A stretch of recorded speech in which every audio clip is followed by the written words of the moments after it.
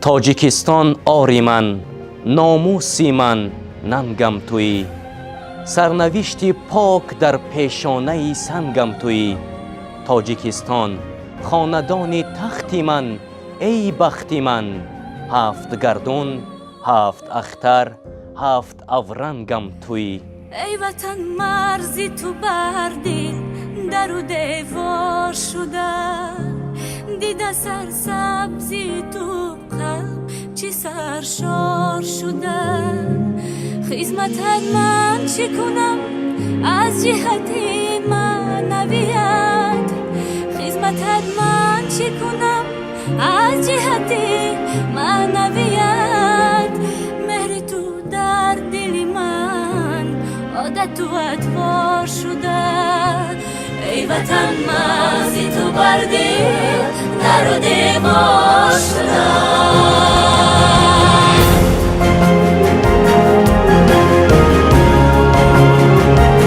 سربیت سرود و داستانم وطن است. سرمایه عشق جاویدانم وطن است. شعر میهن شده اندر همه جا ویردی زبان. هر شعاری وطنم زمزم اشعار شده. در فضایت بیزند پر همه در الهامم. من سرایم صفتت چند که تکرار شده.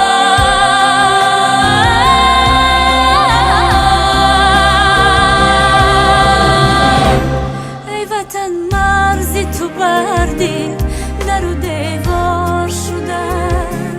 دیده سرسبزی تو قلب چی سرشار شده. تاجیکستان تاجیکستان، میکنم شکر کم و بسیار تو. میکنم شکرانه از آزرم و از هزار تو. از تو من ثروت نمیخواهم، وطن هستی بس است. با خس و خارت برابر زندگی کردن بس است. بنگر قدر و قرارش اما گلزار شده. بس وطن گشتت چو یک گوشه گلزاری بی. شکری او هرگی نمیگوید اگر خار شده.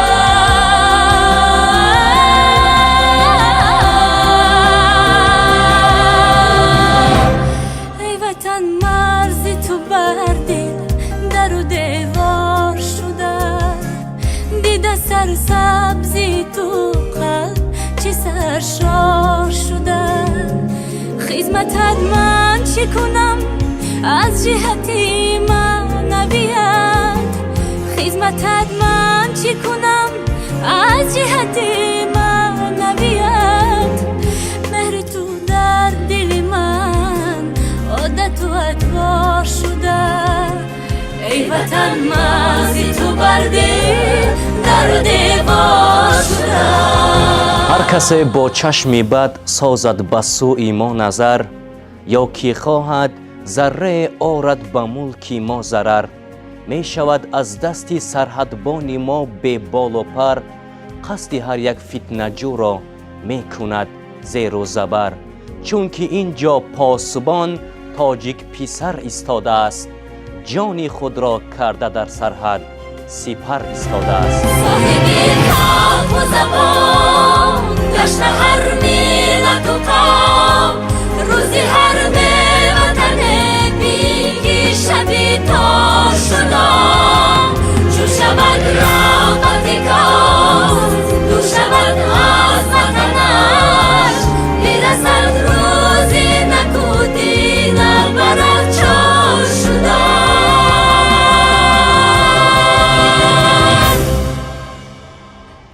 ای وطن مرزی تو بردی، در و دیوار شده. دیده سرسبزی تو قلب چی سرشار شده. خدمتت من چی کنم از جهتی معنویت خدمتت من چی کنم از جهتی معنویت مهر تو در دل من عادت و ادوار شده ای وطن مغزی تو بردی در و دیوار